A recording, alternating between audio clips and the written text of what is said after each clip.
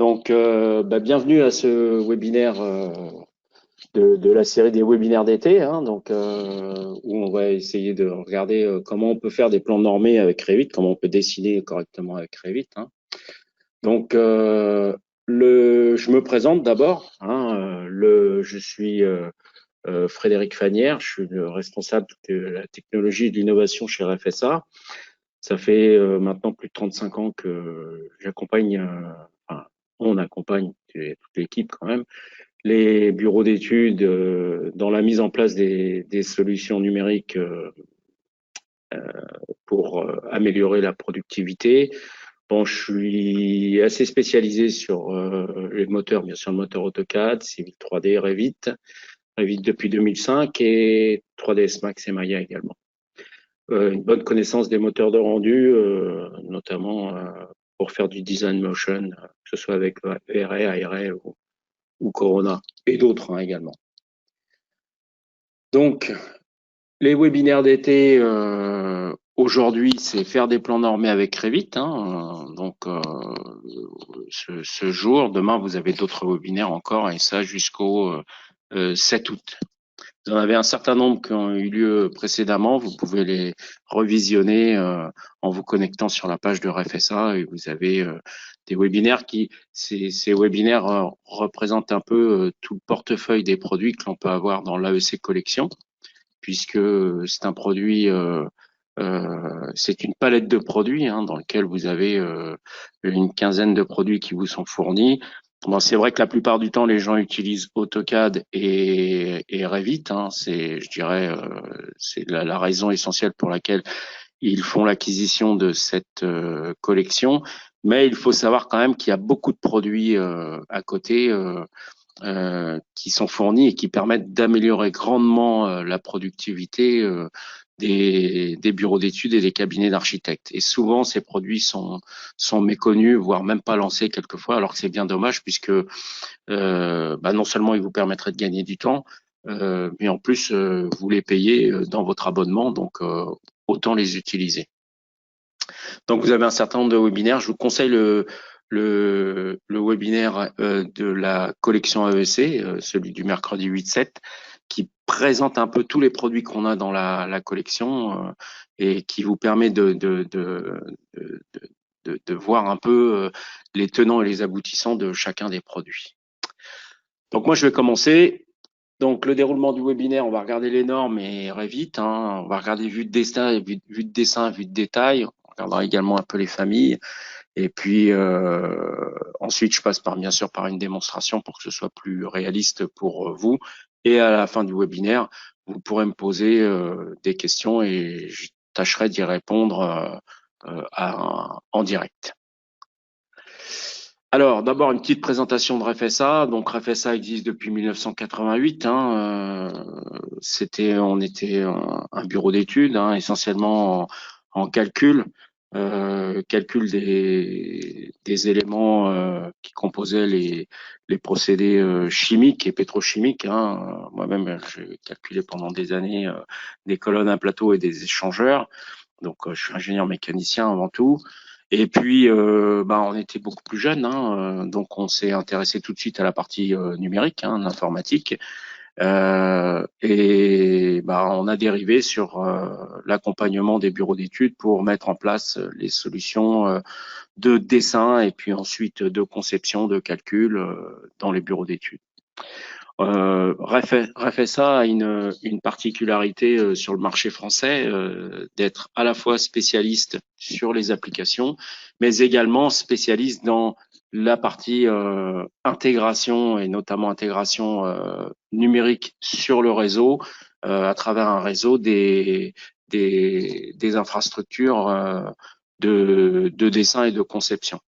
Donc on est très très en amont sur cette partie-là et relativement bon notamment puisqu'aujourd'hui on travaille et on met en place beaucoup de solutions de virtualisation où on virtualise non seulement l'application mais également le poste de travail et si vous êtes déjà passé chez nous, vous avez vu qu'on a plus de 150 postes de travail pour les salles de formation et même pour nous-mêmes d'ailleurs. Et ces postes de travail sont entièrement virtualisés, c'est-à-dire que nous avons que des terminaux quasiment et tout est concentré dans nos serveurs de production, y compris les stations de travail.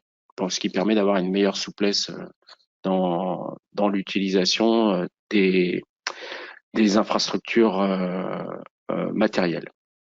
Donc, on a plusieurs sites, hein, notamment sur Paris, sur Lyon, sur Grenoble où il y a le siège. Et aujourd'hui, on est une équipe d'une trentaine de personnes, dont une douzaine qui sont dédiées aux applications pures et dures de l'AEC Collection.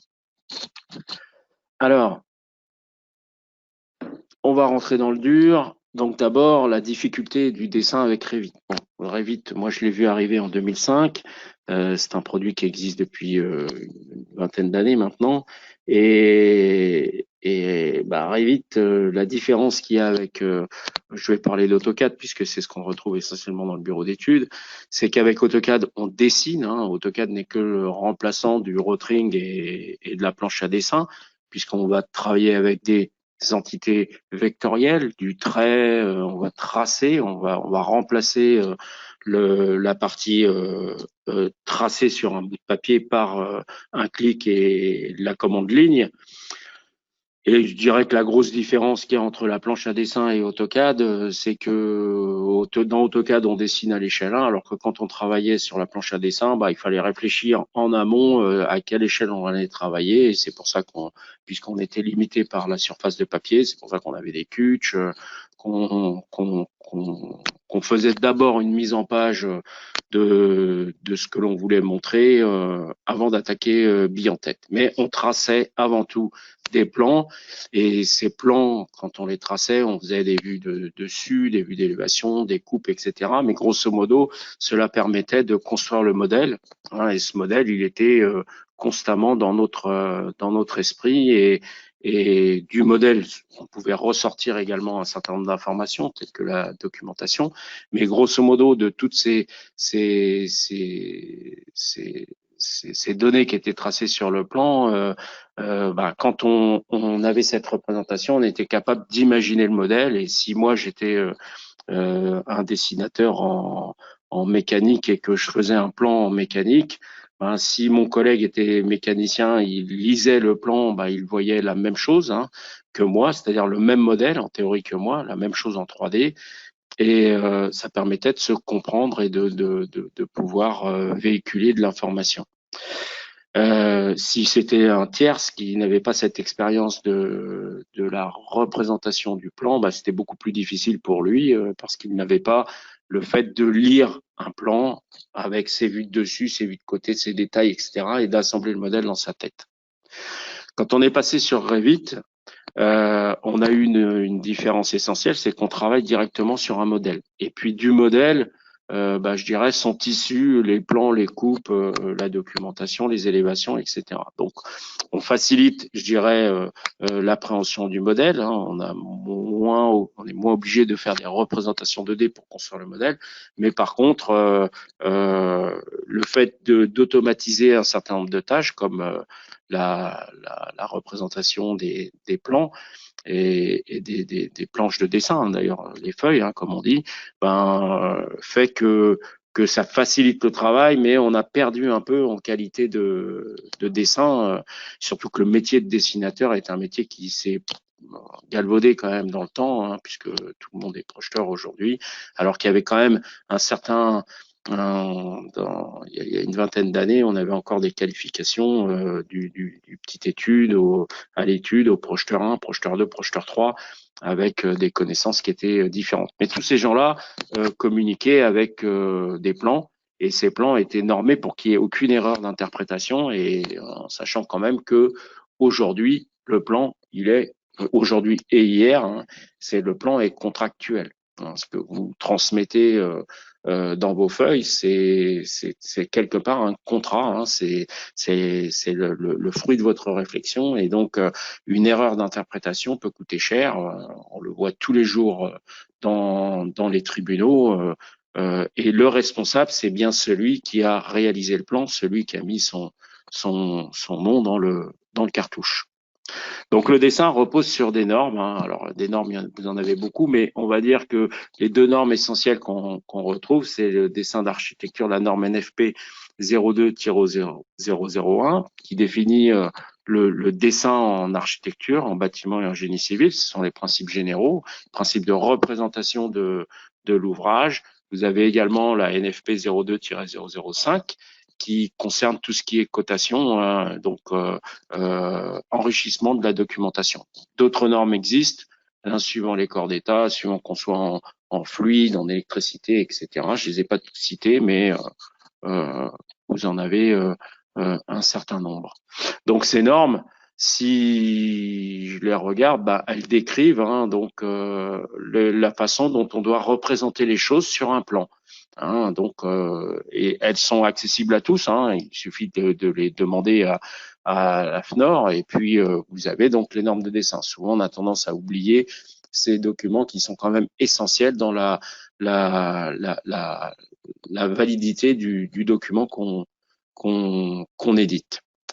Donc, si je prends ces normes, donc on voit les deux normes, si je prends ces normes, qu'est-ce qu'elles disent? Bah, grosso modo, comme tout bon dessinateur, que l'on a des traits, ces traits ont des épaisseurs qui sont différentes suivant ce que l'on veut représenter.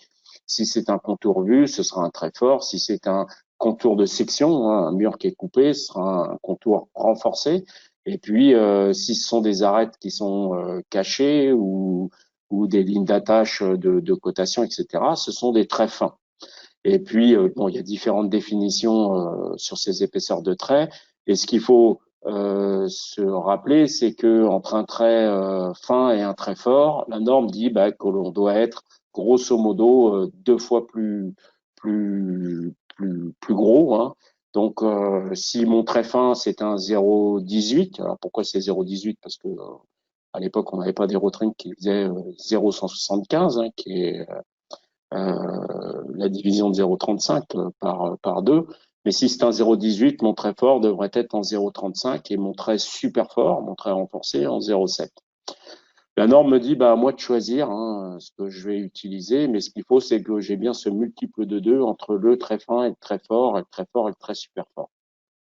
Ça, c'est important. Après, la norme définit également d'autres choses, telles que comment les pointillés sont représentés, comment les traits d'axe sont représentés.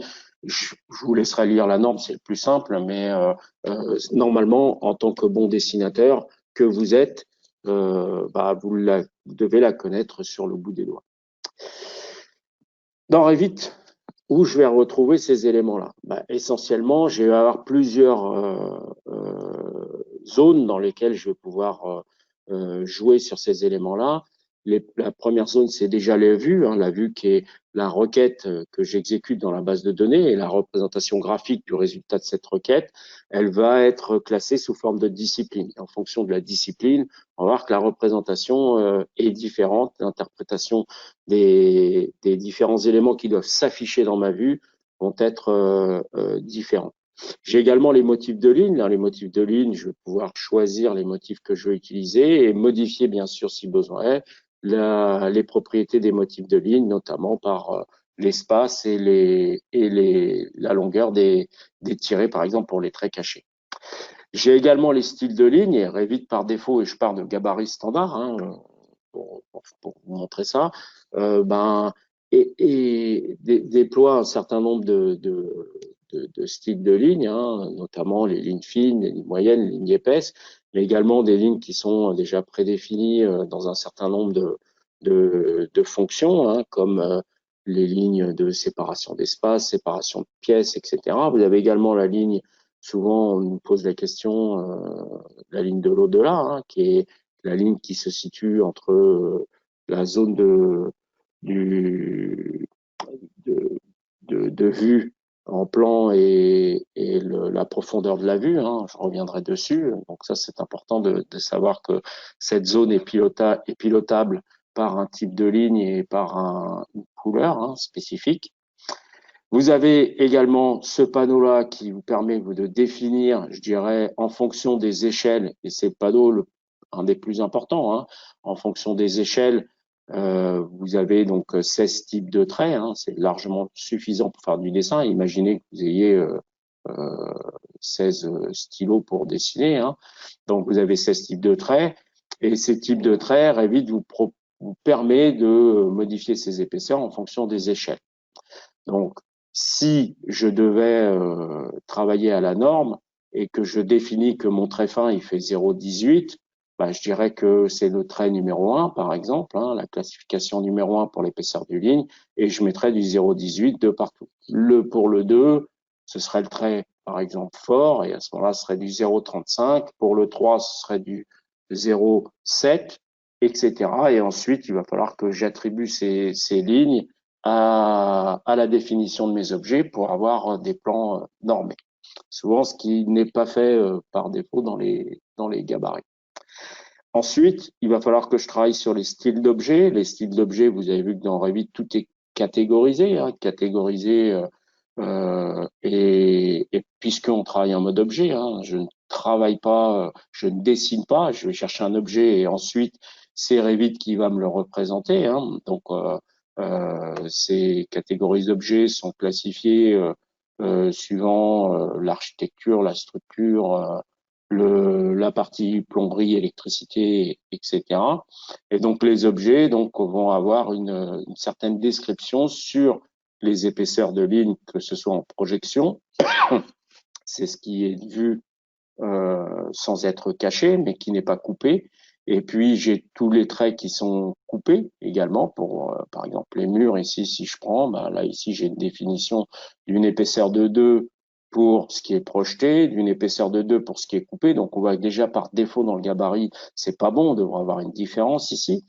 Et puis pour les lignes cachées également. Et j'ai quelque chose d'important, c'est le matériau par défaut, hein. Donc c'est comment vont être, puisque vous savez que les hachures sont liées aux matériaux, comment vont être représentées les hachures quand je vais couper un élément.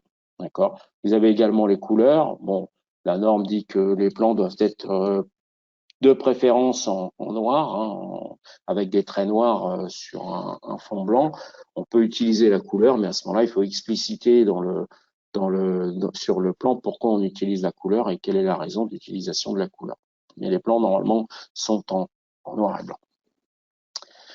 Et ensuite, il faut jamais oublier que dans Revit, vous avez une priorisation de l'affichage, hein, et que cette priorisation, elle part d'abord du style d'objet avec le matériau pour la partie hachurage, mais ensuite, elle peut être prise en charge par la commande visibilité graphisme, hein, de la vue, et là, on va pouvoir jouer également sur les matériaux. Vous avez pour les systèmes MEP, pour tout ce qui est la partie MEP, plomberie, chauffage, etc., la catégorie des systèmes qui va jouer sur la représentation des éléments. Puis vous avez au-dessus les phases qui sont supérieures à tout ce qui est en dessous, où là je vais avoir une représentation avec des styles d'affichage qui sont différents. J'ai ensuite les filtres de vue, hein. Vous savez que dans chaque vue, on a la possibilité de mettre des filtres qui vont interpréter les objets et modifier leur représentation graphique en fonction d'un certain nombre de critères que j'ai mis en place. Puis, dernier, ce qui est tout en haut, hein, c'est je remplace moi manuellement la représentation d'un élément, d'une catégorie, d'objet avec un type de représentation particulier. Donc, toujours avoir à l'esprit cette priorisation de l'affichage de Revit, hein, où d'abord par défaut, c'est le style d'objet qui prime, puis ensuite, en fonction des différents outils que je vais utiliser, on va avoir une représentation qui peut être pilotée par ces fonctions-là. Donc là, je vais vous montrer déjà sur la partie Revit, hein. Donc si je prends Revit, si je prends un fichier, je vais prendre le fichier d'exemple que vous avez tous dans Revit, et que je vais dans une vue, hein, ici. Donc je vais prendre cette vue-là, voilà, par exemple, un plan.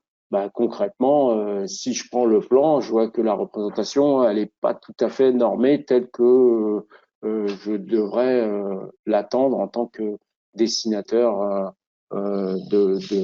d'études dans un bureau d'études. Donc j'ai également cette fonction-là là-haut qui est le fait d'afficher ou pas l'épaisseur des lignes, hein, ici. Donc, en cliquant dessus, j'affiche l'épaisseur des lignes ou je l'affiche pas. Donc, si je passe sur la création d'un document, je vais faire un nouveau et je vais prendre un gabarit archi, d'accord, un nouveau fichier. Bah, la première chose qu'il va falloir que je fasse, c'est regarder donc ces épaisseurs ici que je vais retrouver dans l'onglet Gérer, donc les épaisseurs ici de ligne, d'accord. Ces épaisseurs de ligne, donc, elles sont codifiées de 1 à 16. Et si je respecte la norme, la première chose que je devrais faire, c'est déjà mettre ici les bonnes valeurs. Donc, je vois tout de suite parce que si ici, par exemple, je prends un mur et que ce mur, je le trace, donc je suis ici au centième, hein, vous avez la gestion de l'échelle, et que je viens mettre mon mur ici, bah, concrètement, d'accord, et que ce mur, je vais demander ici à voir les épaisseurs du mur.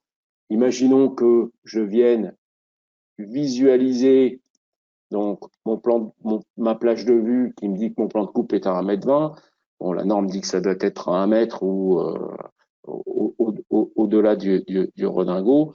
Mais grosso modo, là, si je suis à 1,20 m par exemple, et que je viens ici faire une scission de mon mur, ce mur-là donc vient à 2,750 m, hein, d'accord, et que là, ici, je viens couper mon mur, d'accord, pour mettre ce morceau-là à 80 cm, d'accord, bah, concrètement, je n'ai pas de différence en épaisseur de trait. Alors que celui-ci est coupé et celui-ci n'est pas coupé, d'accord. Donc, la première chose que je vais faire, donc, c'est régler ces épaisseurs pour que ce soit cohérent. Où est-ce que je vais le régler? Je vais le régler donc ici au niveau de mes styles d'objets et ici dans mes épaisseurs de ligne. Alors, première chose, si je choisis que mes épaisseurs de ligne, je vais prendre pour le 1 centième, je mets ici du 0,18 pour le plus fin. Je vais dire ici que j'ai du 0,35 pour le très fort. Et puis ici, du 0,70 pour le très super fort. D'accord? A priori, déjà, je commence à être bien paramétré avec mes lignes 1, 2 et 3. D'accord? J'applique ici. Et là, ici, je vois que j'ai eu un changement dans les épaisseurs, mais maintenant, il faut que je regarde au niveau de mon style d'objet comment sont représentés les murs. Si ici, je prends le mur, il me dit qu'en projection, et donc projection, ça va être cet élément-là, parce qu'il n'est pas coupé, celui-ci étant coupé, je suis en épaisseur 2. Alors que normalement, ici, en projection, donc je devrais être en très fort, donc bien épaisseur 2. Par contre, en coupe, je devrais être en trait niveau 3, d'accord, pour être en super fort. Et tu vois que là, ici, j'ai une différence. Pareil, si ici, je viens sur le matériau, d'accord, du mur par défaut, donc pour son hachurage, je prends le mur par défaut, donc là, je ne vais pas configurer Revit, hein, le mur par défaut, et je vais dans le motif de coupe. Dans le motif de coupe, je vais prendre un motif de coupe, par exemple, maçonnerie brique, ici, ça sera mon hachurage. Je vais choisir ici une couleur pour mettre une couleur noire au niveau de mon hachurage. Et grosso modo, si j'applique, d'accord, je vois bien maintenant que j'ai ici mon mur qui est coupé et mon mur qui n'est pas coupé mais qui est uniquement projeté, qui est à la bonne épaisseur. Si je venais à faire une dalle, d'accord, donc ici je vais faire une dalle de sol par exemple, un plancher, que ce plancher, au lieu de le mettre à 0, je vais le mettre à 1 mètre de haut, d'accord, ou ici, et que je vienne tracer mon plancher comme ceci. Donc, je vais être au-dessus du mur qui est projeté et que je vais valider. Là, bah, je vois déjà que je viens bien couvrir donc la partie du mur. Je ne vois pas les hachures.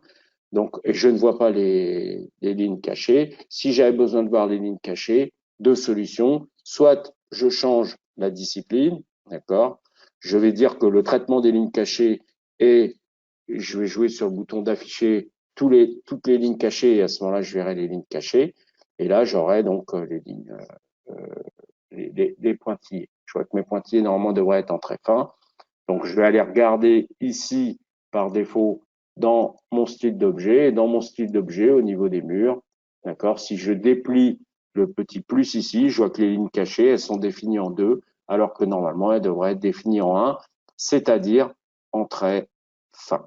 D'accord? Et à partir de ce moment-là, si j'applique, je vois bien que j'ai bien un respect de la norme, c'est-à-dire trait super fort pour le mur qui est coupé, trait fin pointillé pour ce qui est caché et trait fort, tout simplement, ça c'est le super fort pour ce qui est visible et projeté. D'accord? Pareil pour la dalle, hein. La dalle, il faut que je joue dans mon gabarit sur l'intégralité de tous les objets. C'est pour ça qu'on paramètre un gabarit, hein, avant. Et si je prends la dalle de sol, ici, bah, la dalle de sol, je ferai la même chose en disant que si elle est projetée, je suis en trait fort. Si elle est coupée, je suis en trait super fort. Et si j'ai des traits cachés, d'accord, je vais être en trait fin, d'accord, pour la partie dalle. Alors, ça, c'est le minimum que je dois faire quand je travaille avec Revit pour essayer de faire un plan à peu près normé et que si je viens dessiner d'autres murs, ça ici, ce mur, il fait 2,7 m, il est bien en trait super fort, mais enfin d'autres objets, mais si je décide de maintenant tracer un mur qui va être avec une contrainte qui est différente en hauteur, hein, je fais un muret ici, bah, je serai plus en trait super fort, mais en trait fort. Et si ce mur il vient à être caché, d'accord, ici, donc je le prends et je vais le mettre par exemple comme ceci, d'accord, bah, automatiquement les pointillés seront raisonnablement tracés, d'accord. Après, il faudrait que j'attache mes murs pour que j'ai l'assemblage qui se fasse correctement. Donc ça, c'est la première chose que je dois faire quand j'utilise Revit. Avec attention quand même, des petites subtilités, parce qu'on s'aperçoit que Revit est un super produit, hein, c'est pour ça d'ailleurs qu'il est leader hein, sur le marché de la maquette numérique, mais il y a quand même des petites choses qui sont pas tout à fait au corrigé ou au point. Une des choses que l'on voit souvent quand on contrôle, puisqu'on contrôle beaucoup de maquettes numériques, c'est que si ce mur, d'accord, venait à faire une hauteur de 1,30 m par exemple, d'accord, je valide ici, ok, je vois que malgré ma coupe qui est à 1,20 m, ce mur est coupé à 1,30 m, il n'est pas assuré, d'accord. Donc ça, c'est une erreur de représentation de dessin et c'est dû au moteur Revit. Donc c'est pour ça que souvent on va conseiller pour les éléments de bien les attacher en haut et en bas et de faire la soustraction si besoin pour respecter la norme de dessin. Si ici je voulais avoir une véritable norme de dessin, parce que ce mur finalement, si je regarde dans ma vue d'élévation et je prends de la vue d'élévation sud ici et que je regarde où est-ce que j'ai fait ma coupe. Ma coupe, elle est à 1,20 m puisque c'est ma plage de vue. Donc ici, si je viens tracer une ligne pour juste représenter mon comment ça s'appelle, mon plan de coupe, d'accord, donc qui est ici à 1,20 m. Voilà, je vais le mettre là. Vous voyez, ce trait-là correspond au plan de coupe. Le mur, il est bien coupé ici. Donc, pour avoir cette représentation du mur coupé, bah, il va falloir que je joue un peu, mais après, on a des outils qui contrôlent automatiquement ça hein, dans Revit pour dire qu'en vérité, ce mur, il fait, donc il fait dans la réalité 1,3 m, mais ce que je vais faire, je vais le contraindre, d'accord? Donc, c'est-à-dire que je vais dire ici, je vais le mettre jusqu'au niveau 1, d'accord? Et je vais faire son décalage inférieur pour dire qu'il sera plus petit de 1,70 m. Et à partir du moment où j'applique ça, c'est exactement le même mur, il fait toujours 1,30 m. Je vais bien retrouver la représentation normée. Alors la zone, elle se situe entre 1,30 m, jusqu'à 1,80 m. Au-delà, la coupe se fera automatiquement, mais jusqu'à 1,80 m, quand j'ai des murs qui font jusqu'à 1,60 m, 1,80 m, j'ai ce problème qui est souvent dans Revit. Donc, je dois faire attention à cette partie-là. D'accord?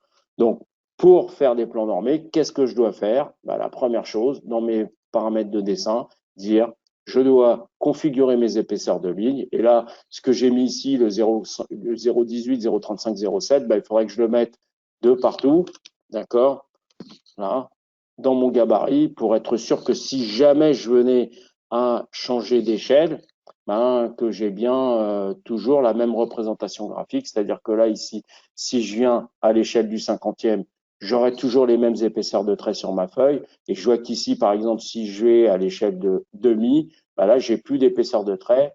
D'accord, j'ai plus les épaisseurs de trait qui sont cohérentes, puisque finalement, je m'appuie sur ce type d'échelle. Un demi, je ne l'ai pas, mais on va prendre un dixième, par exemple.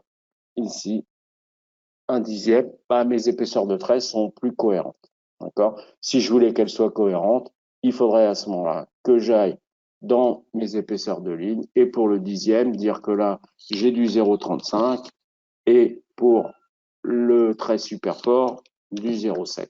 D'accord? Et là, je vais appliquer et là, mon dessin devient normé, il est plus normé. Si je le fais glisser dans une feuille, il correspondra à ce que j'attends normalement en dessin en tant que responsable de patron d'un bureau d'études.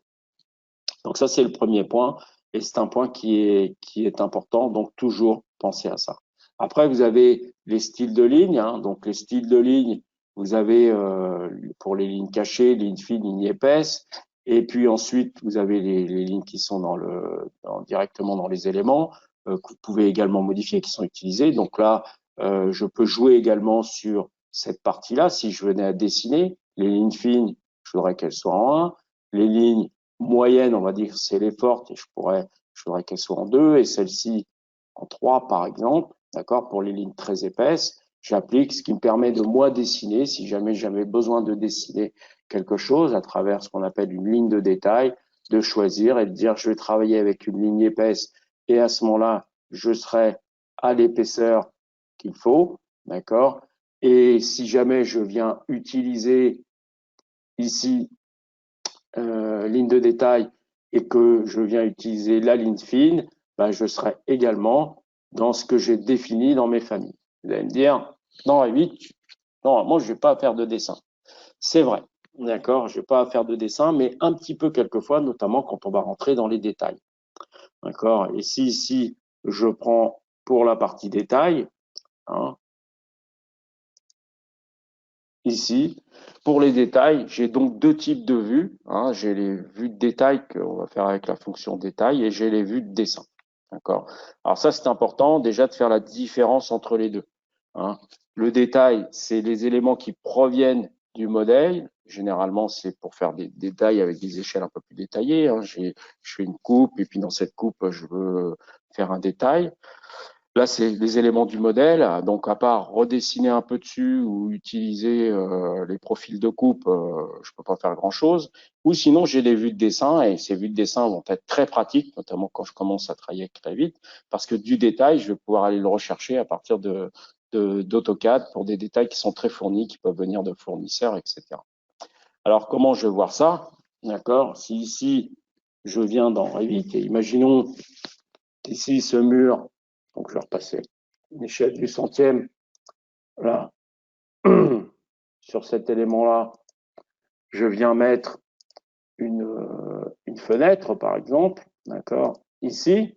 Donc cette fenêtre, j'ai pas joué sur les épaisseurs, j'ai pas classifié dans la gestion des objets comment elle serait représentée. C'est pas tout à fait ce que je veux faire, parce qu'il faudrait que je le fasse pour tout, ou d'utiliser les gabarits qu'on vous fournit, notamment si vous êtes client chez nous.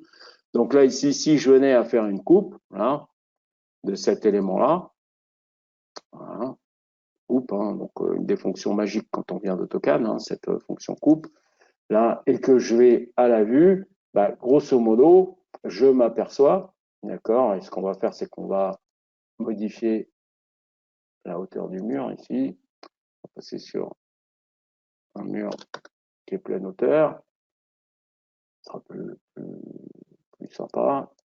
Voilà, je retourne dans la coupe, je vais retirer les épaisseurs de trait pour l'instant.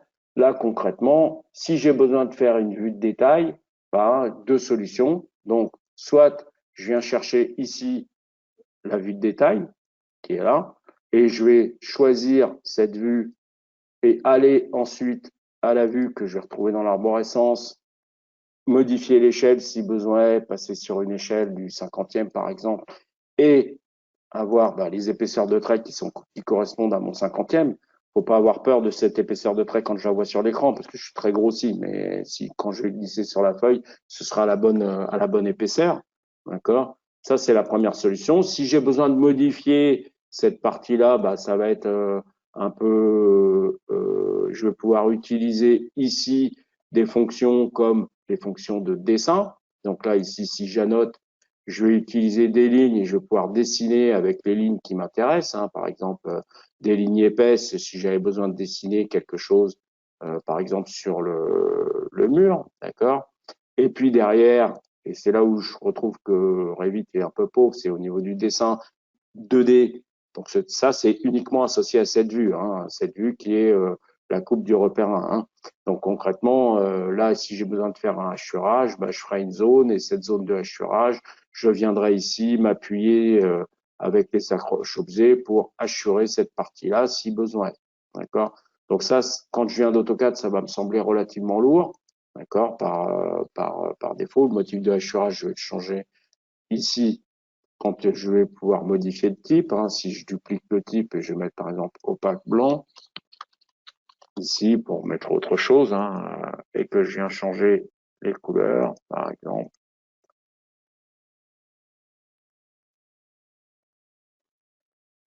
Ici, je passerai en blanc.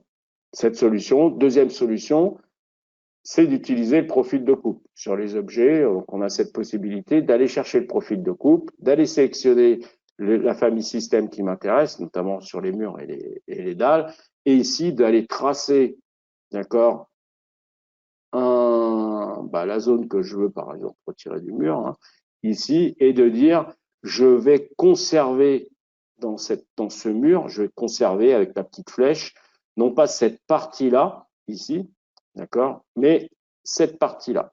Le fait de faire ça, automatiquement, dans cette vue-là, attention, c'est lié à la vue, hein, le profil de coupe, c'est pas du tout sur le modèle, j'ai pu dessiner assez facilement euh, cette, cet élément, enfin retirer cet élément ou rajouter sans perturber, sans utiliser les fonctions de ligne et d'assurage, etc. Donc ça, c'est la solution.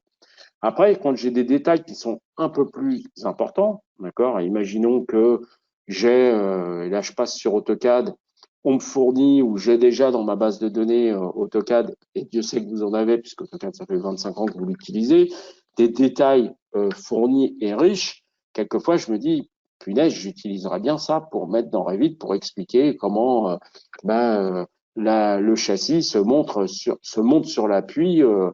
C'est un détail, on en a besoin sur le chantier, mais je n'ai pas spécialement besoin dans mon modèle en 3D pour pouvoir retravailler.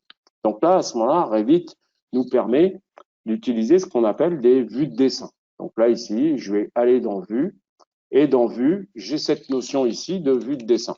Voilà, vue de dessin, je vais choisir l'échelle à laquelle je veux travailler. Par exemple, je vais me mettre au 20e et je me retrouve avec un espace vierge. Vierge, d'accord, simplement, je spécifie que c'est au 20e, que quand je le glisse dans ma feuille, il arrive à la bonne échelle. Et là, ici, ce que je vais faire, je vais aller insérer et je vais aller chercher le fichier de CAO. Je pourrais le lier ou l'importer. Sur du détail, je vais l'importer parce que je vais le transformer pour que ça devienne du Revit pur et dur. D'accord. Après, il faut se méfier de ce qu'on charge. Hein. Là, mon dessin est relativement propre. Et ici, si je regarde, d'ailleurs, le fichier AutoCAD, et que je vais regarder un peu les couches de calque, alors bon, je vais simplifier hein, ce, cet élément, ce fichier, mais si je regarde les couches de calque qui sont ici, j'ai fait des traits qui sont sur un plan qui s'appelle détail moyen, détail fort et détail fin. D'accord? Donc, quand je vais importer cette partie-là dans Revit, et là, je vais l'importer, je vais vous expliquer pourquoi derrière. Donc, je vais aller chercher dans le bureau, et ça doit être, ça, je pense, voilà, je vais préciser son unité, je vais la mettre en centre à centre et non pas à 0 au point d'origine, parce que sinon, je ne sais pas où l'origine d'AutoCAD a été faite. Et là, je vais l'ouvrir et je vais faire un zoom étendu. D'accord? Je pourrais ici dire, je vais prendre une cote quand même pour mesurer l'échelle. Enfin, l'élément, ça fait 12 centimètres. C'est à peu près ça que j'ai dans mon fichier AutoCAD de mémoire. Donc là, ici, j'ai cet élément, c'est un fichier DWG. D'accord? Ce fichier DWG, ce qu'il faut, c'est que je le transforme en du Revit. Donc pour ça, je vais le décomposer. D'accord? Je vais faire une décomposition totale. Et ensuite, ce que je vais prendre, je vais tout simplement prendre l'ensemble des traits. Et ces traits-là, d'accord, je vais aller les filtrer. Hein, vous avez la petite commande de filtre ici, donc les filtres. Et je retrouve donc mes objets qui s'appellent sont des lignes et j'ai entre parenthèses le calque de où elles sont issues. Donc là, je vais prendre par exemple les traits moyens, d'accord? Je les sélectionne et je vais les convertir en traits moyens Revit. Je vais faire la même chose ici pour les traits forts, d'accord? Ici, les traits forts, j'applique. Et là, ici, je vais dire que les lignes de détail sont des lignes épaisses.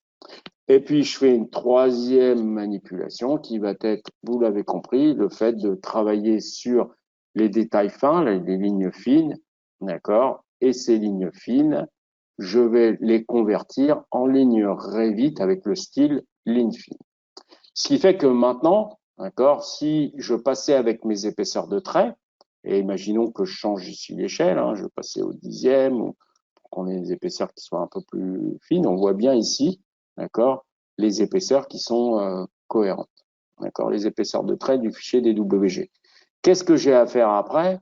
Il faut que j'aille dans la gestion, d'accord, de mes paramètres de style de ligne et que je supprime ce qui vient d'AutoCAD. Parce que sinon, on va me contrôler, on va me dire c'est quoi dans votre gabarit. Si à chaque fois j'importe un fichier AutoCAD, enfin que j'importe et je décompose, je me retrouve avec tous les types de traits d'AutoCAD, ça pourrait être relativement lourd. Donc là, je vais les supprimer.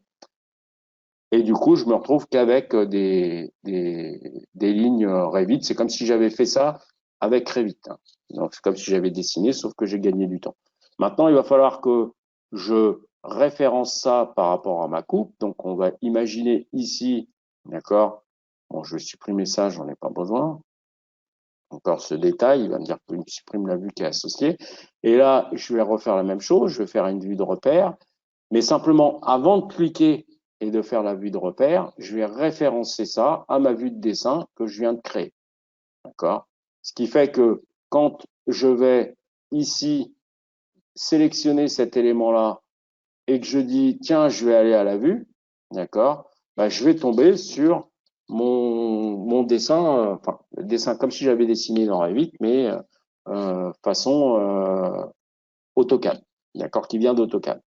Et donc, du coup, après, quand je vais créer une feuille, d'accord, imaginons que je crée une feuille, je vais prendre une feuille à 0, d'accord, et je viens faire glisser ici mon niveau 0, par exemple. Alors, il n'est pas cadré, hein, je pourrais le cadrer un peu mieux, mais on va prendre ici, par exemple, ma coupe. Pardon. Ici, je vais prendre ma coupe, je vais la faire glisser. J'ai ma coupe qui est ici, d'accord, qui est au centième. Je vais aller faire glisser ma vue de dessin, d'accord, qui sera elle, je ne sais plus quelle échelle j'ai mis, mais c'est l'échelle 1, je crois, d'accord. Donc là, je retrouve mes éléments et bien sûr, comme je suis dans Revit, tout est répertorié, c'est-à-dire que ici j'ai bien le symbole comme quoi j'ai fait une vue qui est repérée sur la feuille A101 et c'est la vue numéro 2 que je vais retrouver ici, c'est bien la vue numéro 2 à l'échelle 1 qui est ici. Et là, par contre, mes épaisseurs de traits sont cohérentes. Le trait fort qui est là est à la même épaisseur que celui-ci et le trait fin qui est ici à la même épaisseur. Si ici, bon, vu la taille, je vais changer cette vue et je vais me mettre ici au 50e, d'accord, par exemple. Je me suis mis au 50e, je fais glisser à nouveau ça dans ma feuille, d'accord, je viens le mettre là, là j'ai ma vue qui est au 50e, d'accord. Peut-être demander à pas voir le cadre, ce serait plus sympa. Ici, ne pas afficher le cadre, donc comme ça j'aurai pas de cadre, y compris donc dans ma feuille où je n'ai plus le cadre qui est associé. D'accord? Donc là, en faisant ça, en travaillant de cette façon-là, bah, je suis à peu près sûr que mes épaisseurs de traits, et je vais bien respecter les normes de dessin. Hein, si je viens mettre ici mon niveau 0, à nouveau, et que je viens afficher le cadre, on va diminuer ce cadre, hein, vous savez que c'est important, c'est ce qui délimite ce que je vais pouvoir visualiser quand je vais traiter la vue. Hein. Donc là, on va demander à ne pas l'afficher, et que je fais glisser ce niveau 1, ce niveau 0, pardon, dans ma feuille.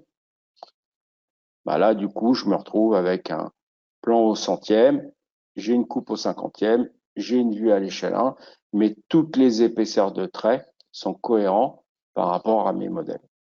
Donc ça, c'est important, puisque c'est le respect, finalement, de la norme de dessin, puisque c'est ce que je livrerai, c'est bien cette feuille.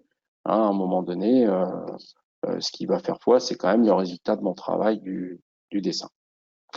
Donc voilà. Alors ensuite, on va un peu plus loin, d'accord. Si je prends par exemple, ici un projet, et je vais prendre, non, pas celui-ci, pardon. Ouvrir, prendre celui-ci. Donc là, ici, j'ai un projet où on a travaillé, on a été un peu plus loin. Vous voyez qu'ici, j'ai ce qu'on appelle des familles. Hein. C'est une famille battante. Mais cette famille, elle a la particularité, et c'est ce que je vous montrerai dans le prochain webinaire, de travailler avec des familles imbriquées, à la fois pour le dessin 2D et pour le modèle 3D.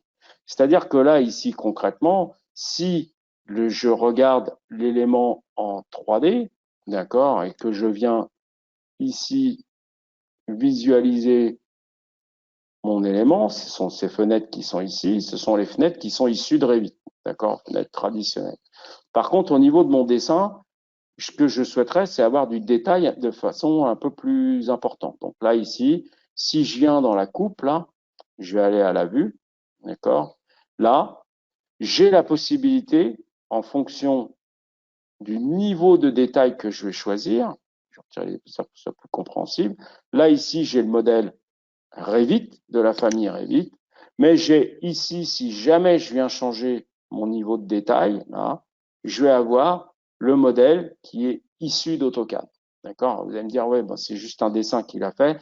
En vérité, c'est un petit peu plus que ça, ce que je vous montrerai donc au prochain webinaire, parce que le temps court. D'accord? C'est que même si je viens changer les dimensions de la fenêtre ici, d'accord, et passer sur une fenêtre ou plus courte ou plus grande, ben, vous voyez que mon dessin, je vais prendre à 1830 par exemple, ici, mon dessin 2D, mon détail va suivre, d'accord, et c'est pas du tout de l'AutoCAD, hein, concrètement, ça vient d'AutoCAD, mais c'est pas AutoCAD, ça a été transformé dans Revit comme j'ai fait tout à l'heure.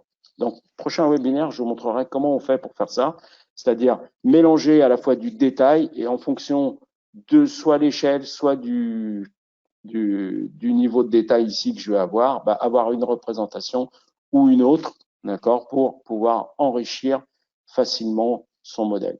Et à partir de ce moment-là, si je fais ce travail de préparation, hein, et également travailler avec les composants 2D, hein, ce que les gens oublient souvent, ces composants 2D sont très importants, bah, je vais pouvoir dessiner de façon très propre et très normée pour la réalisation de mes projets. Donc voilà, je vois que le temps passe. On me fait signe. Donc, pour aller plus loin, hein, je vous en parle quand même, vous avez les formations que vous pouvez suivre chez nous ou à distance. Hein. Bon, on est le premier centre de formation en France sur Revit. Hein. Les équipes sont top là-dessus. Tout le monde est certifié et surtout, tout le monde a beaucoup d'expérience. Hein. Je dirais que les 12 collaborateurs que nous sommes, grosso modo, on représente à peu près plus de 250 ans d'expérience avec sur le moteur Revit, hein, de la structure au MEP en passant par robot, etc., etc. Donc, bien sûr, chez nous, vous connaissez la qualité de nos formations. Vous avez vos livrets cours, vos livrets exercices, les fichiers tenants, les fichiers aboutissants, le poste qui vous est fourni, la station virtuelle qui vous est fournie, et vous pouvez l'exploiter pendant 15 jours pour vous entraîner en continu. Vous avez bien sûr le support après qui est nécessaire, notamment l'accès au support freemium, et toutes ces formations, encore plus depuis quelques mois, hein, depuis que le Covid est arrivé, on les fait soit en présentiel, soit à distance. Et si on les fait à distance, vous êtes dans la même configuration qu'en présentiel, sauf que vous êtes ou chez vous ou dans votre bureau, mais on vous fournit également la station virtuelle et vous travaillez également en groupe. D'accord. Ces formations sont bien sûr financées. Voilà. Le prochain webinaire, c'est demain, hein, je crois, c'est sur les familles complexes en CVC. Hein, donc, je vous invite pour ceux qui font du fluide d'y participer. Et donc, il nous reste une petite dizaine de minutes pour des questions-réponses. Si vous en avez, n'hésitez pas, vous avez un petit chat, d'accord, qui vous permet. Donc, voilà, j'ai une question de Camille. Alors, je vais mettre mes lunettes parce que je ne vois pas grand-chose. Voilà, donc, une question de Camille. Comment peut-on gérer la représentation des fenêtres qui sont entièrement situées au-dessus du plan de coupe, du plan avec une allège à 2 mètres par exemple? Alors, là, il y a deux façons, d'accord? Cette représentation, mais ça, je le ferai dans le prochain webinaire, hein, si vous voulez le voir en live. Là, si je veux visualiser ces fenêtres, j'ai deux possibilités. Soit je vais changer ce qu'on appelle comment s'appelle la plage de vue dans une zone de plan de coupe, et donc je vais pouvoir modifier la représentation, c'est-à-dire je vais avoir ma vue en plan qui va être coupée à 1,20 m, puis dans une zone, je vais être coupé à plus haut. Soit sinon, je vais jouer sur la plage de vue. Hein. La plage de vue me sert à ça, hein, notamment la plage de vue où j'ai le réglage qui est entre le niveau 0 de la plage de vue, le plan de coupe et ce qu'il y a au-dessus. Donc, il y a un certain nombre d'éléments que je vais pouvoir visualiser, pas tous. Et puis, j'ai la profondeur de la vue. D'accord? Et là, je vais pouvoir, j'ai des solutions pour ça et je vous montrerai si besoin au prochain webinaire. D'accord? Julien demande intégrer les normes dont les épaisseurs lignes comme présenté ici, plus l'ensemble de ce qui constitue un gabarit exploitable pour éditer des plans corrects, prendrait combien de temps? Ah, bonne question. Bah, ça peut prendre beaucoup de temps. D'accord? Ça peut prendre beaucoup de temps parce qu'il faut considérer tous les objets, etc. Mais quelquefois, il vaut mieux passer ce temps. Alors, combien de temps? Je dirais qu'en 2-3 jours, si vous savez manipuler Revit et savoir retrouver les objets, votre gabarit, il est à peu près bon. Je ne parle pas des familles, d'accord, qu'il faut développer parce que là, en fonction du nombre de familles dont vous avez besoin de développer, ça peut être relativement lourd. Hein. Si vous créez 200 familles, vous en avez pour 2 mois. Donc, mais si vous prenez le gabarit architecture, par exemple, ou le gabarit MEP et que vous faites une modification pour avoir une représentation graphique normée, je dirais qu'en 2-3 jours, avec vos essais, votre cadre, votre cartouche, vous les avez faits. D'accord? Donc, je vous invite, si jamais ça vous pose un problème, de suivre une formation pour vous accompagner sur cette partie-là.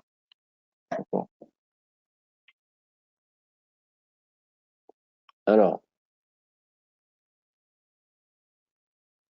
j'attends les questions. Donc, concrètement, le prochain webinaire que l'on fera, ça sera sur les composants. Hein, donc, comme je vous ai montré à la fin, hein, comment on fait pour faire ça avec ces familles imbriquées de détails, d'accord, et les composants 2D pour pouvoir améliorer encore la productivité dans Revit. D'accord. Donc, voilà pour ce webinaire de représentation. Plongez-vous dans la norme, hein, quand même, pour voir la façon dont vous devez dessiner, parce qu'on voit de moins en moins de plans qui sont normés, et c'est dommage, puisque derrière, ça prête à confusion, hein, quand on fait une lecture des documents. Voilà, il est midi moins 5, donc je vous souhaite un bon appétit. Je vous remercie d'avoir été présent. Et puis, à la prochaine, notamment pour la partie fluide, la partie structure ou la partie civile 3D, hein, ou également sur la partie dessin pur et dur avec Revit, hein, au prochain webinaire qui sera, je pense, la semaine prochaine. Voilà. Je vous remercie. Je vous souhaite une bonne journée et une bonne fin de semaine. Au revoir.